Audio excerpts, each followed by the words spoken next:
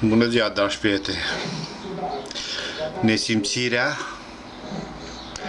și prostia este pe zi ce trece tot mai mare. I se lua interviu unui secretar de stat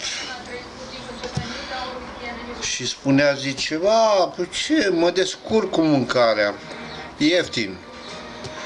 Mă duc mănânc la cantina de lângă minister, 30 de lei pe masa de prânz și în rest mai iau de 102 de lei apă și pâine pentru 2 săptămâni.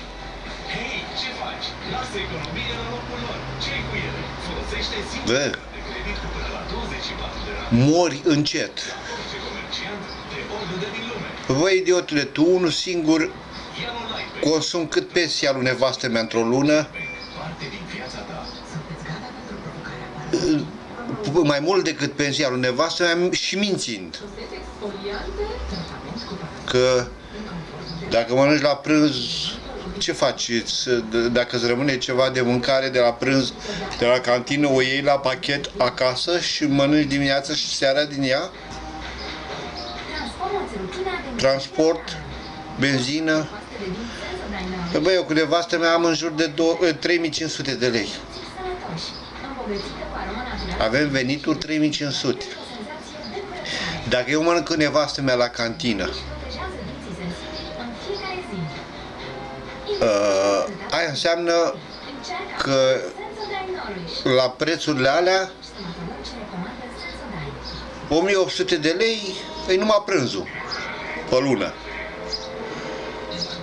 Dacă mai mănânc și dimineața și seara, am terminat-o. Rămân fără bani din pensie. Păi nu te gândești, mă, 600 de lei mă costă facturile. Telefon, electrica, gaze. Atât am dat luna trecută. Televizorul. Deci cu toate. Mă mai costă 300 de lei întreținerea, 277 în lună, 78 de lei în luna asta, întreținere. Că mă spăl. Eu nu mă spăl la minister, eu mă spăl acasă. Medicamente.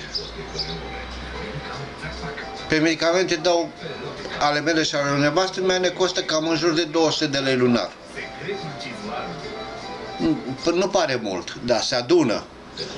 300 colo, cu 200 colo, cu 600 colo, cu 1800 colo. Cât vine? 3000 și ceva de lei. Mie nu mai rămâne nimica. Dimineața și seara mai mănânc ceva. Bă, e bine să fii prost. Când ești prost, ai nesimțire multă și ai tupeu și te bagi oriunde, te ajungi secretar de stat și să rămână așa, la revedere, te doare în șpiț. Dragii mei, e dezastru. E dezastru în țara asta. O zi bună să aveți. Care aveți zi bună, care nu, care trăiește ca mine, na, să fiți sănătoși.